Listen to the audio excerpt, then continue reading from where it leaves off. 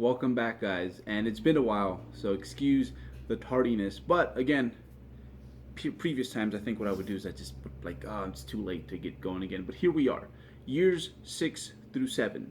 And last time we talked, was gaining weight. I was going through a my first like real committed bulking phase for specifically for bodybuilding. Um, I would say that for just about any young lifter, yeah, I think it especially if maximizing the amount of muscle you have is one of your top goals.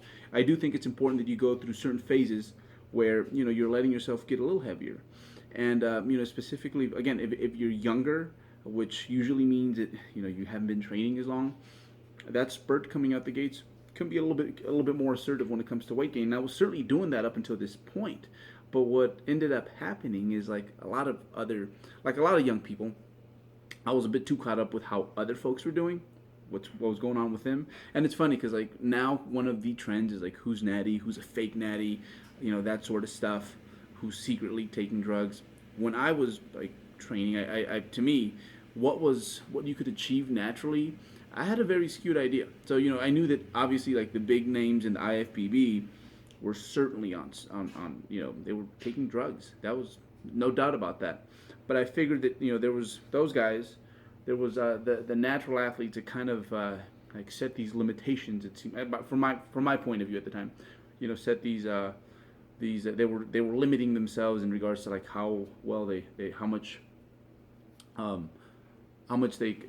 muscle they could put on, and then that there was like some middle ground somewhere in there that I was going to shoot for because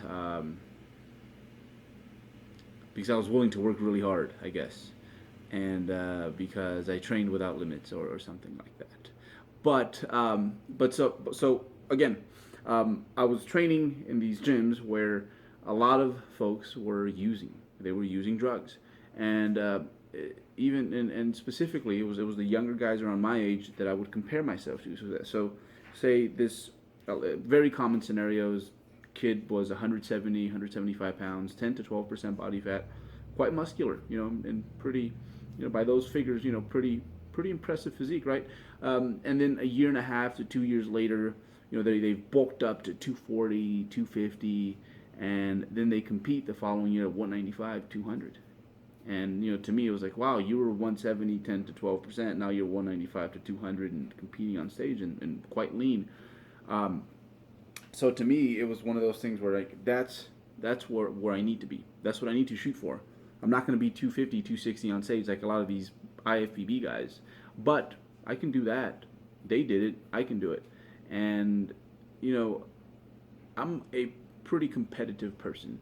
I think more than some of you guys think. So to me, it was just like I'm going to do whatever it takes to get the job done. And numerous months and months, about 2 years of like at least having 6 to 7,000 calories a day. I feel we got up to the point where I most certainly estimate that like my morning weight was somewhere in the 230s, and what ended up happening is obviously I topped out there. Sometimes I saw one or two 250s at the end of the day. And let me show you guys what that looked like, and we'll make them shirtless too. So yeah, I cut down, and on the way back down, I came down to the 195 to 200 range, and that's where I hit the majority of like my personal best on many lifts. And that's when I kind of realized like, dude, that was kind of a waste of time. That extra weight you were carrying didn't do much for you. And I wouldn't say it was a complete waste of time. I definitely learned quite a bit from it, but that time could have been spent doing something way more productive, like like taking that middle of the road approach, right? Like not gaining that much weight, but I think that breaking 200 would have been a good thing. So yeah, that's what I learned. I learned to kind of focus on myself, my progress, and not so much on what the next person is doing. And even nowadays, that I am a competitive bodybuilder, that can be kind of hard to balance. But the way I have found that it's really helped me with that is, making sure that um, I almost like do this whole like weightlifting, bodybuilding thing like nobody's watching essentially. Um, so I try to I do my best based on these standards that I've set for myself and expectations that I've set for myself, and and I think those need to be fulfilled first. And if I complete those, and that just happens to translate really well in competition, then so be it. Um, and the thing is, I tend to be like my most harsh judge, anyways. Um, I placed really well in many shows where all I was hearing was positive feedback from judges, and I'm like, no, I just can't wait till I get back to my grind the next day and try to improve upon this. So yeah, just kind of I learned at this point to just more so focus on me, and to not be so distracted by what others are doing. Yeah, yeah. So that was, and you know what? We'll call this. I'll probably bunch this up into a few years because the whole getting big and then cutting it off just kind of it was just like this one really important chapter in this whole process. So yeah, hope you guys take something from that. Training was a little all over the place. You guys will see in this week's video um, report, and but it was productive and good, and I'm in a good place. So we didn't really fall off. We just it was just slightly unusual last few days. So yeah, I'll leave it there. We go. Okay, so snatch grip deadlift. We're kind of building up from last week, and we're basically just using some very simple linear progression when it comes to these with this and my squatting. Actually, we're just going to get as strong as we can with as few reps per week as possible. And when I do feel like I do plateau, I'll just bring it down a bit and then start the trend all over again. But these are feeling quite good. And I think, again, for reasons discussed in my last video, I like these in regards to just development as a bodybuilder. But in the meantime, they're going to hold me over before I feel that I'm ready to pull some actual heavy weight off the floor. But yeah, things are feeling really good. I misgrooved a few reps and I lived to tell about it. So that felt really good. I mean, not the misgrooving the reps, but the fact that I was able to do that and not necessarily break. To me, that was a breakthrough moment without breaking. So yeah, so deadlifting is feeling really good. And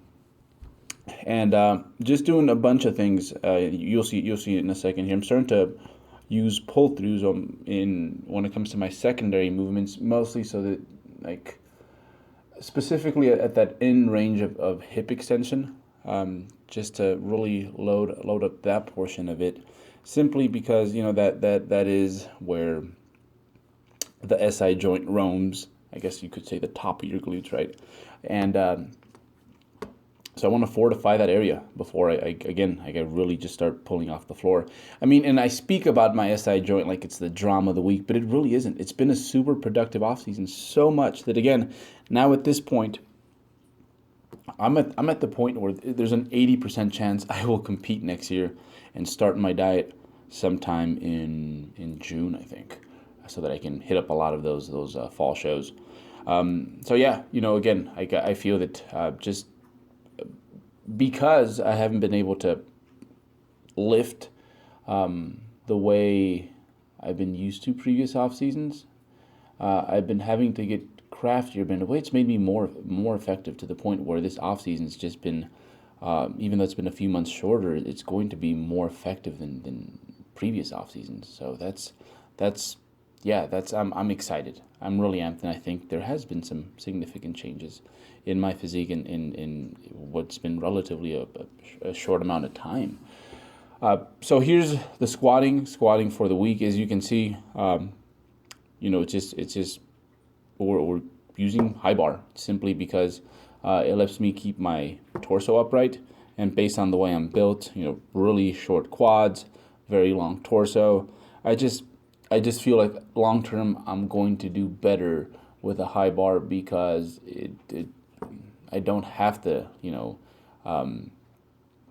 have a more bent over torso angle, so I don't feel like I don't feel that and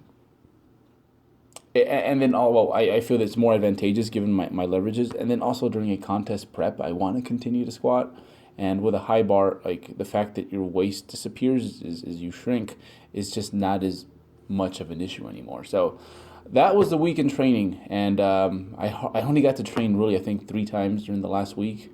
A lot of it had to do because I was at WNBF Worlds and then like some issues with getting back. But here I am back at home using my own little nifty seal row setup. So you'll see a lot more of that next week. I'll be back at home for the foreseeable future, and I have a lot of good momentum built up, even though I didn't get I was missing, I think, 2 training sessions last week. But again, feeling healthy, feeling productive. Big lifts are on their way, and it's just been a really, really good off season, and I hope to continue that for the next 6-7 months that I have left.